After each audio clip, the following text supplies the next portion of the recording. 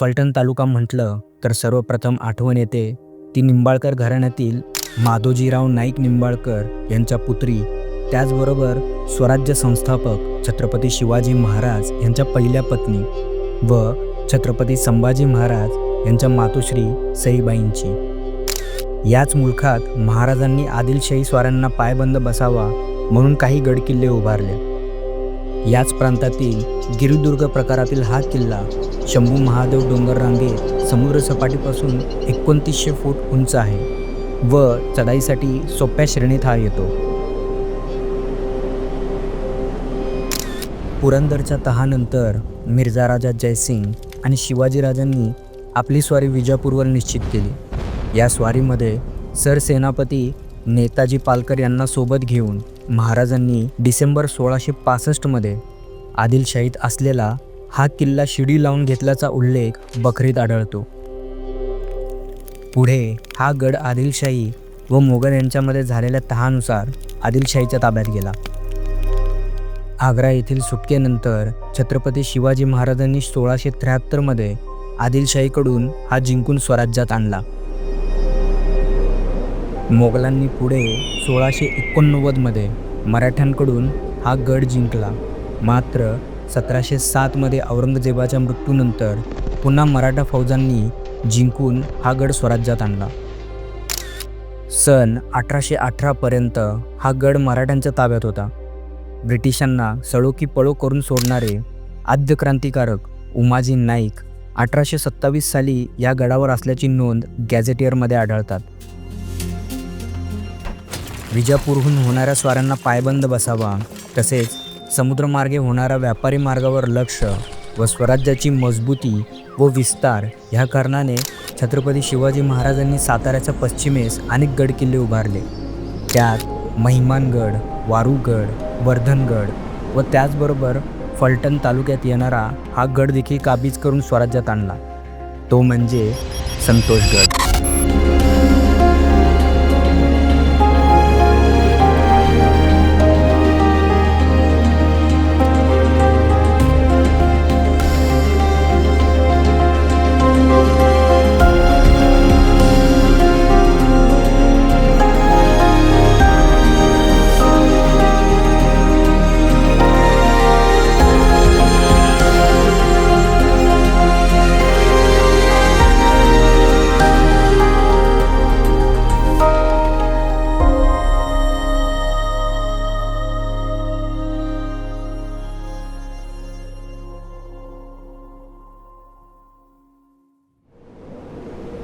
सकाळी 6 वाजता पुणे सोडताना जवळच असणाऱ्या ढवळगडला भेट दिली व तेथूनच सकाळचा सूर्योदय पाहिला व पुढे संतोषगडसाठीचा मार्ग पकडला आणि जेमतेम 12 वाजेपर्यंत गड पायथ्याशी असलेल्या ताथवडा गावाजवळ पोचलो.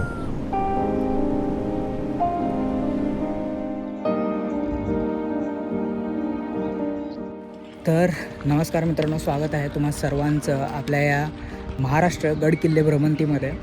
आज आपण असंच गड किल्ले भ्रमंतीसाठी आपण आलेलो आहे सातारा जिल्ह्यामध्ये फलटण तालुक्यात असणाऱ्या संतोषगडसाठी, जो फलटणमधील ताथवडे गावाजवळ वसलेला आहे. ह्याला पूर्वी ताथवडेचा किल्ला असं देखील संबोधलं जायचं. नंतरनं महाराजांनी त्याला संतोषगड हे नाव दिलं. तर किल्ल्याच्या स्टार्टिंग पॉईंटमध्येच ट्रेकच्या स्टार्ट करतो आपण, तेव्हा इथे आपल्याला किल्ल्यासाठीचा एक बोर्ड पाहायला भेटतो, ज्याच्यावरती किल्ल्याचा नकाशा दिलेला आहे आणि आपण ह्या गडावरती काय काय पाहू शकतो ह्याची कल्पना इकडे दिलेली आहे.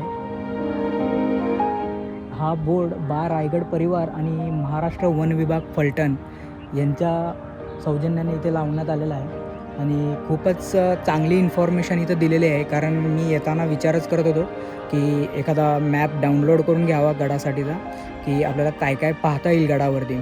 तर चला आपण सुरू करूया आपला हा ट्रेक संतोषगडसाठीचा.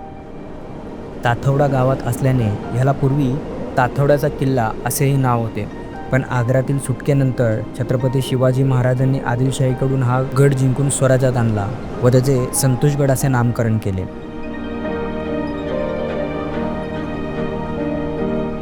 त्याच मॅपच्या फलकाच्या बॅक साईडला ही गडासाठीची माहिती दिलेली आहे, जे की रायगड परिवार यांच्या थ्रू बसवण्यात आलेली आहे. तर इकडे गडाचा इतिहास सांगितलेला आहे. असा काहीसा हा ताठवड्याचा परिसर दिसतो आपल्याला.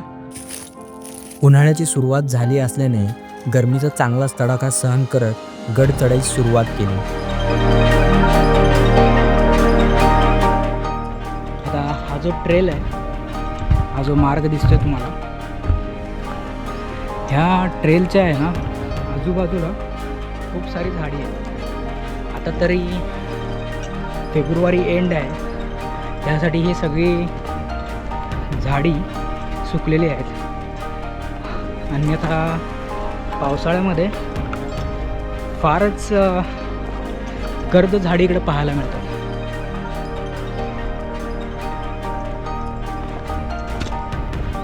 आणि ट्रेल ही सोपी दिसते, जास्त काय अशी अवघड ट्रेल दिसत नाही आहे. स्टीप आहे थोडंसं, जसं की आपण महिमानगडला गेलो होतो त्याप्रमाणे.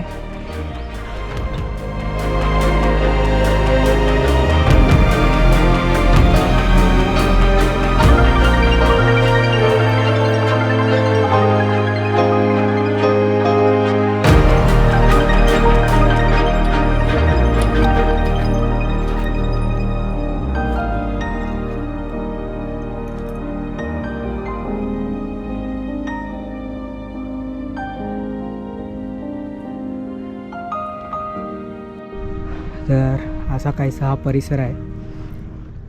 आणि इकडेच आपल्याला खांब टाक्यासाठीचे बोर्ड दिसत आहेत, तिथे वरती एक आहे.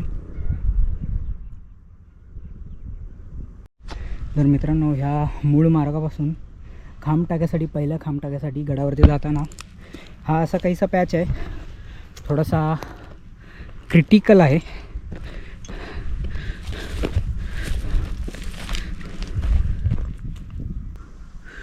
इकडे एक गुफा दिसते आणि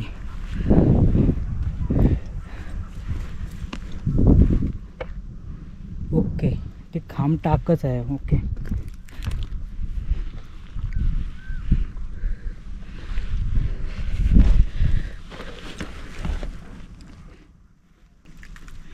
तर हे असे काही टाके आहेत. आतमध्ये आपण तर जाणार नाही आहे, पण यामध्ये पाणी दिसत नाही आहे सध्याला, फक्त खांब दिसत आहेत. आणि हे कातळामध्ये पूर्ण आतमध्ये कोरलेलं आहे टाकं हे.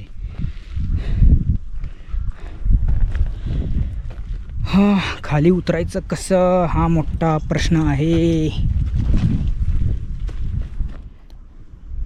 मे बी हा रॉक पॅच इझी आहे तिकडच्यापेक्षा. आणि हे आपण पुन्हा खाली आलो. खतरनाक पॅच होता वरती खांब टाके. फक्त 15 मिनिटाच्या चढाईत या ठिकाणी येऊन पोचलो, जिथून गडमाता अवघ्या 15 मिनिटाच्या अंतरावर होता. गडावर 2 ठिकाणी असे बाकडे पाहावयास भेटतात, जे ट्रेक दरम्यान विसाव्यासाठी अत्यंत उत्तम आहेत. समोरच खूप सुंदर असा सातारा फलटण महामार्ग दिसतो व ताथवडा गावही पूर्णपणे दिसून येतं.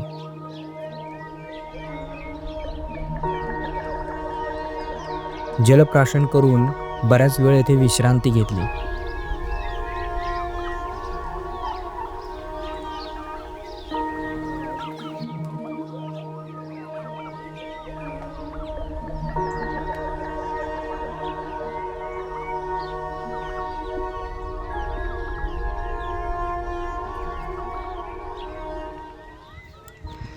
तर मित्रांनो, इथं जे संतोषगड आणि महालक्ष्मी मंदिर मठासाठीचं जे बोर्ड फलक लावलेलं आहे, इथेच दगडावरती एका साईडला लिहिलेलं आहे, मठाच्या पूर्व दिशेला महालक्ष्मी मंदिर आहे. आपण बसलेल्या बाकड्यापासून थोडंसंच पुढं आल्यानंतर इथं हे एक फलक दिसतं आहे, ज्याच्यावरती लिहिलेलं आहे की संतोषगडसाठी आपल्याला उजव्या बाजूस जायचं आहे आणि महालक्ष्मी मंदिर मठासाठी आपल्याला लेफ्ट साईडला जायचं आहे. तर आपण पहिला गडाच्या दिशेने जाऊया, परतीच्या प्रवासामध्ये आपण महालक्ष्मी मंदिरकडे जाऊया. चला.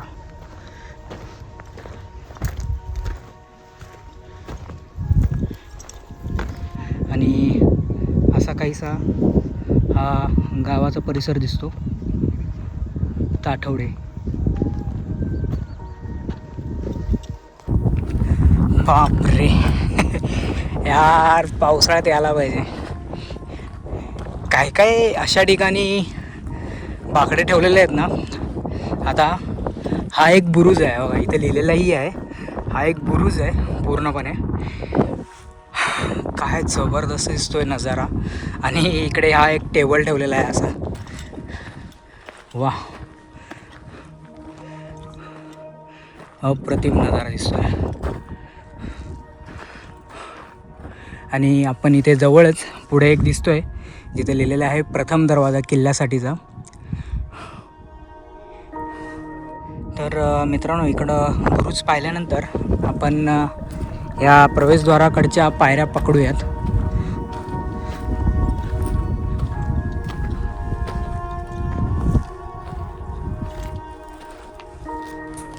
बुरुजापासून काहीसा अंतरवरती येताच हे आपल्याला प्रथम दरवाजा पाहावयास भेटतो,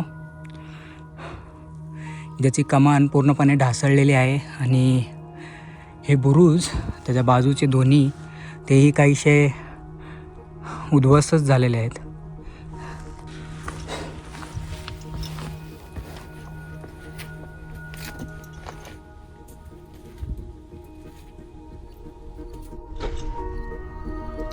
तर मित्रांनो, या पहिल्या दरवाजातून आत आल्यानंतर हे आपल्याला दरवाजाच्या मागे खांब टाकण्यासाठीची जागा भेट दिसते.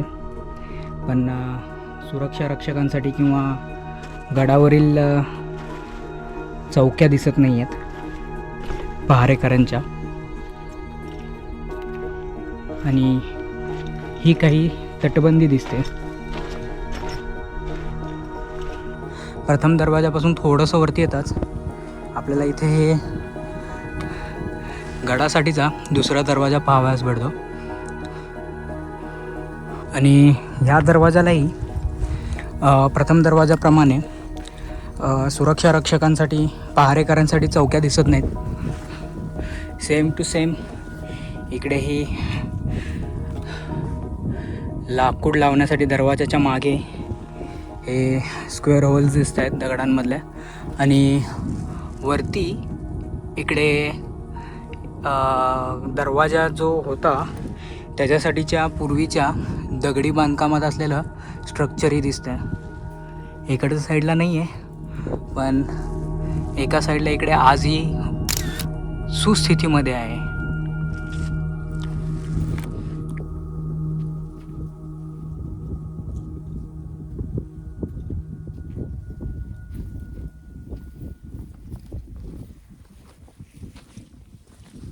दुसऱ्या दरवाजामधून वरती आल्यानंतरच आपल्याला इथे जोत्याचे अवशेष देखील पाहायला भेटतात.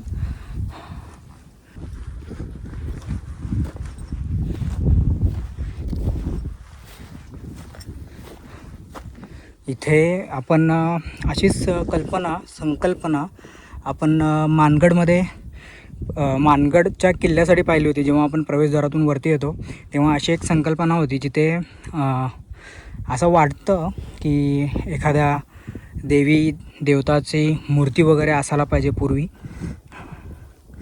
किंवा असंही असू शकतं की दिवे वगैरे ठेवण्यासाठी, पण नाही, दिवे ठेवण्यासाठीची संकल्पना इकडे दिसते. हे जे आहे ते त्याच्यामध्ये दिवे ठेवले जायचे. 100% असं बघून असं वाटतंय की येथे देवाची मूर्ती वगैरे ह्याची काहीतरी संकल्पना असायला पाहिजे इकडे पूर्वी. आणि फायनली असं वाटतंय की आता आपण गडाचा महादरवाजा येथे पोचलेले आहोत. वा, गोमुखी रचनेतला हा दरवाजा आहे. वा,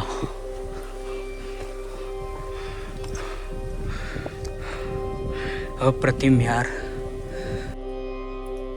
पहिल्या व दुसऱ्या दरवाजानंतर आपल्याला या गडावर पहारेकरांच्या चौक्या पाहायला भेटल्या नाहीत. परंतु गडाच्या ह्या तिसऱ्या व शेवटच्या महादरवाजाकडे आपल्याला त्या पाहाव्यास भेटतात. खालील दरवाजाच्या कमानींप्रमाणे येथेही ही कमान भग्न अवस्थेत पाहाव्यास भेटते व दरवाजाच्या मागे लाकडाचा चौकोनी खांब लावण्यासाठी असलेल्या भिंतींमधील खोबण्या पाहाव्यास मिळतात. या महाद्वाराचे वैशिष्ट्य म्हणजे दरवाजासाठी वापरण्यात आलेला हा दगड, जो पूर्वीच्या दोन्ही दरवाजांपेक्षा वेगळा होता. लालसर तांबूस रंगाचा हा दगड पूर्वी आदिलशाही व उत्तर भारतात वापरात होता. कोकण किनारपट्टीवरील बहुतांश सागरी किल्ले देखील अशाच दगडाने त्यावेळेस बांधले गेले असल्याचे पाहावयास मिळते.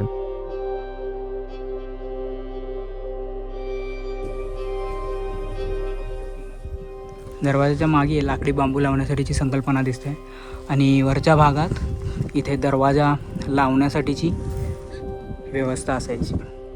आता इकडच्या साईडलाही ढासळलेलं आहे, इकडे अजूनही शाबूत आहे. असं वाटतं की आत्ताच काही दिवसापूर्वी लावलेलं आहे. आणि हे गडावरील पाणी जाण्यासाठीची संकल्पनाही इकडे पाहावयास भेटते आपल्याला. पावसाचं पाणी जे साठून राहायचं म्हणजे पूर्ण वरच्या भागातून खालीपर्यंत येईल, ते या होलमधून खाली जाण्यासाठी. आणि या आहेत पहारेकराच्या चौक्या आणि दरवाजाच्या मागे. तर मित्रांनो, आपण हे वरचं स्ट्रक्चर पाहू शकता. हे कधीही ढासळू शकतं, त्यासाठी सहसा इकडे जास्त वेळ उभारू नये आणि पुढे लगेच निघूयात.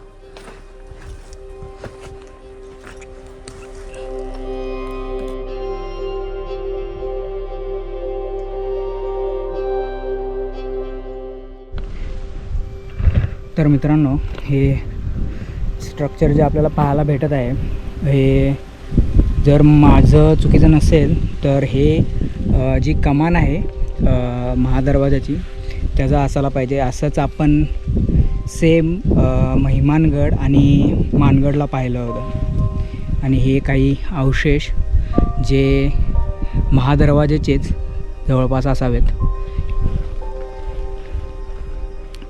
आणि इकडे वरती येताच इकडे एक बुरुज पाहायला भेटतो आपल्याला.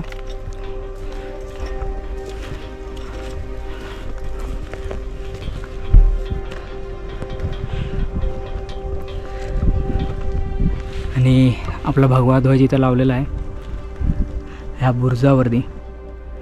आणि आजूबाजूचा परिसर ऑक्टोबरच्या महिन्यामध्ये आता तरी धुसर दिसते बऱ्याचशा ठिकाणी. तर दूरचा परिसर आहे ना स्पष्टपणे दिसतो ऑक्टोबर महिन्यामध्ये. आता तर तो पोल्युशनसाठी खूप प्रॉब्लेम होत असावेत, अन्यथा लांबचा परिसर खूप इझिली दृष्टिक्षेपास पडला असता. तर महादरवाजातून वरती येताच समोर आपल्याला बुरुज पाहावयास भेटतो आणि डाव्या बाजूस आपल्याला मारुती व गणेश मंदिर पाहावयास भेटतं. कित्येक गड किल्ल्यांवर आपण ह्याही पूर्वी मारुतीचे व गणेशाचे मंदिर पाहिले आहेत. त्यामधील गणेशजी हे बुद्धीचे तर मारुतीराया हे शक्तीचे प्रतीक आहे. त्यामुळे त्यांचे गडावरील स्थान हे अबाधित आहे.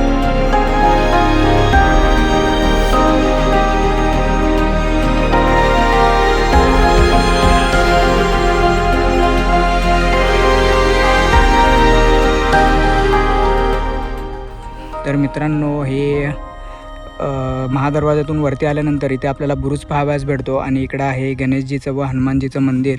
आणि इथून ह्या बाजूला आल्यानंतर इथे उजव्या बाजूस एक वाट जाते आणि डाव्या बाजूस एक वाट जाते. तर ही एक प्रदक्षिणा पूर्णपणे पडते. बाले किल्ला असल्यासारखाचा हा जो वरचा परिसर आहे जिथे वाड्याचे अवशेष आहेत वरती.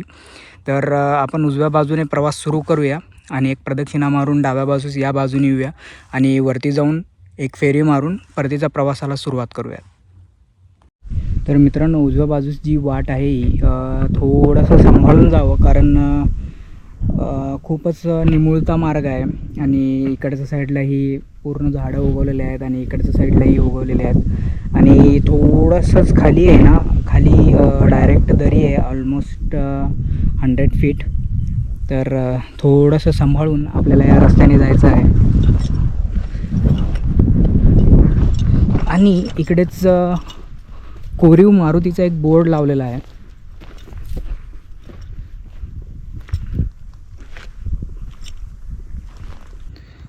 तर मित्रांनो, आपण थोडंसं पुढं आल्यानंतरच इकडे एक कोरीव मारुतीची मूर्ती पाहावयास भेटते आपल्याला, जी शिळांमध्ये कोरलेली आहे. आणि खरंच खूप सुंदर अशी ही मूर्ती आहे. ॲक्च्युली आपल्याला त्या तटबंदीवरनं येताना तिकडनं आपल्याला समजत नाही पहिल्यांदा की इथे असा फलक लावलेला आहे कोरीव मारुती नावाचा, पण आपल्याला समजत नाही की ॲक्च्युली मूर्ती आहे तरी कुठे आहे. पण ती अशी उलट दिशेमध्ये ठेवलेली आहे की समजणं थोडंसं अवघडच आहे. आता कोरीव मूर्ती पाहून आपण पुढे निघालेलो आहोत. फार गरमी लागते, अफाट बेकार गरमी. आणि इथे आहे, हो वाव, हे पाण्याचं टाका आहे किंवा विहीर आहे आणि तिकडे एक शंकरचं मंदिर आहे, खूप सुंदर असं. तर आपण हे प्रदक्षिणा मारून आपल्याला मे बी तिकडनं वाट आहे, त्यासाठी तिकडच्या साईडने आपण मंदिराकडे जाऊया. तर मित्रांनो, इथे दिसते ही बुरुजातली वाट. काय आहे आपण पाहूया. ओ अच्छा अच्छा अच्छा अच्छा, अर खूप रिस्की आहे यार, हे खूपच रिस्की आहे. म्हणजे या दगडांनी त्याला एवढा जबरदस्त आधार देऊन ठेवलेला आहे. म्हणजे चिलखती बुरुज वगैरे असायला पाहिजे तिकडे. पण मी तर काही इथं जाण्याचा प्रयत्न करणार नाही आहे. खूपच जबरदस्त म्हणजे सपोर्ट देऊन ठेवलेला आहे लाकडी बांबूने एवढ्या मोठ्या दगडांवरती. खूपच जबरदस्त आहे. आपण वरनंच हा नजारा पाहूया इकडनं जाण्यापेक्षा, कारण ह्याच्यावरती खूप सारं जोर दिलेलं आहे. छोटे छोटे दगडं वगैरे आहेत आणि ह्या दगडांनीसुद्धा खूप नाजूकसा सपोर्ट दिलेला आहे त्याला. आपण ती पाहिलेली बुरुजातली वाट, बुरुजासाठीची वाट, ही इथे येते.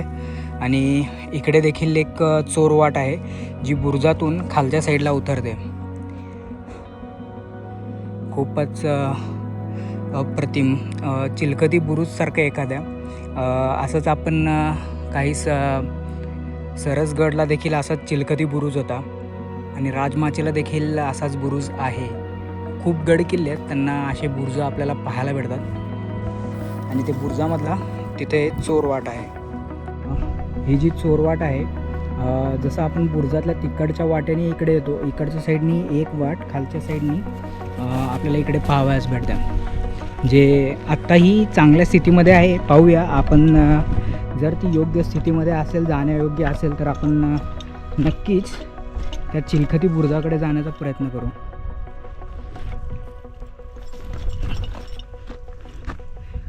बापरे, अशा ठिकाणी जायचं ना, थोडीशी मोस्टली सोलो असताना मी अवॉइड करतो. आधी पाहिलेल्या बुरुजातील वाटेपेक्षा हा मार्ग बराच चांगल्या अवस्थेत होता. त्यामुळे येथून बुरुजाकडे व चोर मार्गाकडे जाण्याचा प्रयत्न केला.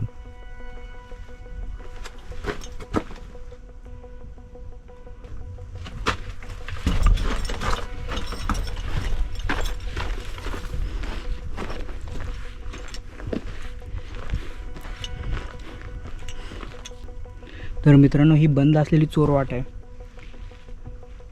आणि हा काहीसा असा स्ट्रक्चर दिसतो आहे आता बुरुजाचा. आणि ही चिलखती बुरुज.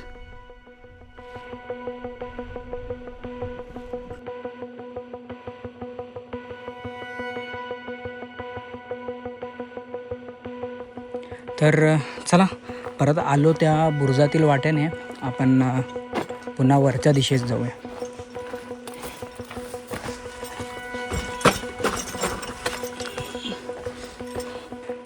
आणि हे ते महादेव मंदिर आणि विहीर जे आपण तिकडच्या बाजूने पाहिलं होतं. तर आता आपण इकडनं मंदिरासाठी जाऊया. ॲक्च्युली पाणी खूप घाण झालेलं आहे आणि बरेचसे पाणी बॉटल्स त्यामध्ये पाहायला भेटतात.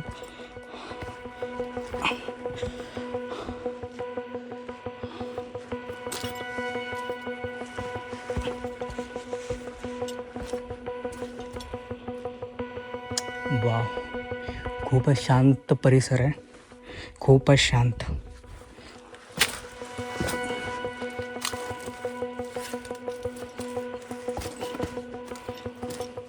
आणि इकडून विहिरीसाठी खाली जाण्यासाठीचा मार्ग आहे. आणि हे शंकराचं मंदिर. काय शांतता आहे, मी शब्दामध्ये नाही मांडू शकत ही शांतता. खूपच सुंदर आहे हे, खूपच सुंदर. गड माथ्यावर असणारे महादेवाचे मंदिर खूपच सुंदर होते. उन्हाळी गड भ्रमंतीमध्ये काही वेळ या थंड व शांत परिसरामध्ये व्यतीत करण्याचा आनंद काही वेगळाच अनुभव आपणास देऊन जातो.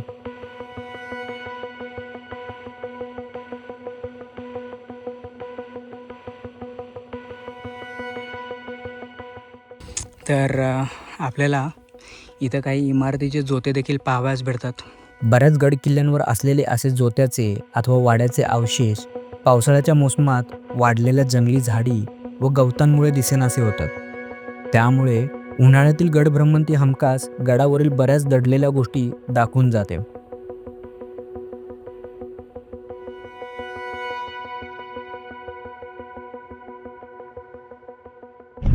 तर मित्रांनो, तिथे आपल्याला पहिला बुरुज दिसतोय, जो आपण महादरवाज्यातून वरती आल्यानंतर आपल्याला पाहायला भेटला. त्याच्यानंतर हा एक बुरुज आहे जिथं सध्याला मी आता उभा आहे. आणि आपण तिकडे एक चिलकती बुरुज बघितला, त्याच्यावरनं असं वाटतो की हा ट्रँग्युलर शेपमध्ये आहे. एरियल व्ह्यूने हे स्पष्टपणे दिसून येईल की ह्याचा व्ह्यू कोणता आणि कसा आहे तो. हा बुरुज पाहिल्यानंतर इकडनं सुद्धा एक कच्चा मार्ग आहे. कच्चा मार्ग म्हणजे हा पूर्ण अशा झाडाझुडपांमधून आहे, पण पायवाट दिसत होती. पण आपल्याला या गडावरचे काही अवशेष इकडे दिसत आहेत, ते पाहण्यासाठी जायचं आहे. त्यासाठी आपण इकडून न जाता आपण हे अवशेष सगळे पाहूया आणि तिकडूनच आपल्याला मार्ग भेटतो का हे आपण पाहूया. तर मित्रांनो, इथं पूर्णपणे वरच्या भागात हे वाड्याचे अवशेष दिसतात बऱ्याच ठिकाणी. तर हे पूर्णपणे वरच्या भागात आहे ना, हे पूर्ण वाड्याचे अवशेष दिसतात. जिथपर्यंत नजर जाईल तिथपर्यंत सगळे वाडेच आहेत गडावरती.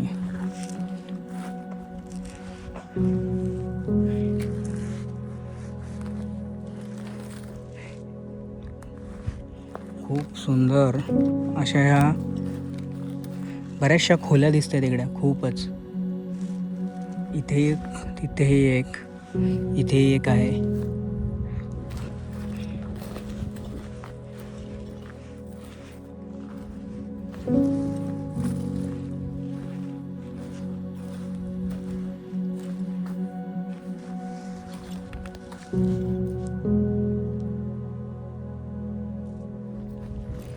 सगळे हे वाड्याचे अवशेष आहेत वरच्या भागात.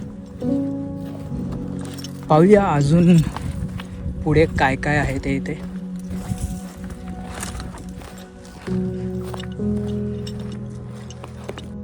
तर मित्रांनो, समोरच आपण वाड्याचे अवशेष पाहिले आणि वाड्याचे अवशेष पाहून आपण थोडंसं पुढे येताच आपल्याला इकडे हे सदर दिसतं. आणि आजही खूप चांगल्या स्थितीमध्ये आहे ही सदर, बऱ्यापैकी. म्हणजे आपण मानगडमध्ये ही सदर पाहिली होती, तिथे वृक्ष वगैरे खूप वाढलेले, झाडी वगैरे खूप वाढलेली, पण ही आजही चांगल्या स्थितीमध्ये आहे. आणि सदरेच्या जवळच आपल्याला इथे कोठार एक दिसतंय, तिथेही आपण जाऊन पाहूयात.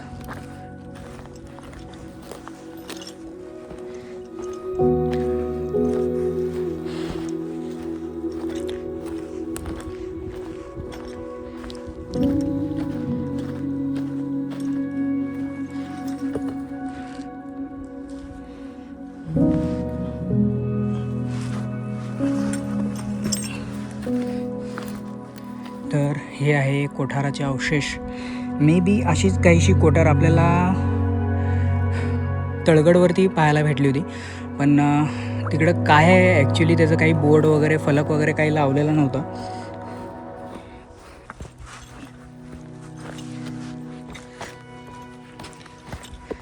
तर मित्रांनो, हीच ती जागा आहे जिथून आपण उजव्या साईडने प्रदक्षिणा मारण्यासाठी सुरुवात केली होती आणि ह्या बाजूने आपण सदर वगैरे कोठार वगैरे पाहून परत ह्या पॉईंटवरती पोचलेलो आहे. आता भेटूया नेक्स्ट व्लॉगमध्ये. आता हा गड तर भ्रमंती करून झालेली आहे आणि खाली जे मंदिर आहे तिकडे एक जायचं आहे. पाहूया तिकडे जायला भेटलं तर, कारण टाईमही खूप झालेला आहे, ऊनही फार आहे. तिकडं फार तर फार 2 खांब टाके आहेत बघण्यासाठी आणि एक मंदिर आहे. ठरल्याप्रमाणे गड उतरताना महालक्ष्मी मंदिराचे दर्शन घेऊन निघालो परतीच्या प्रवासाला.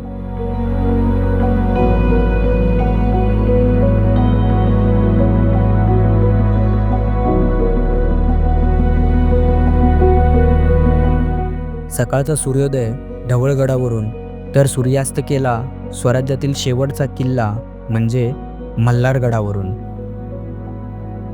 तर मित्रांनो, आजचा हा व्लॉग कसा वाटला आम्हाला कळवण्यास विसरू नका व व्हिडिओ आवडल्यास लाईक, शेअर आणि कॉमेंट करायला विसरू नका आणि असेच व्हिडिओ पाहण्यासाठी आमच्या चॅनलला सबस्क्राईब करायलाही विसरू नका.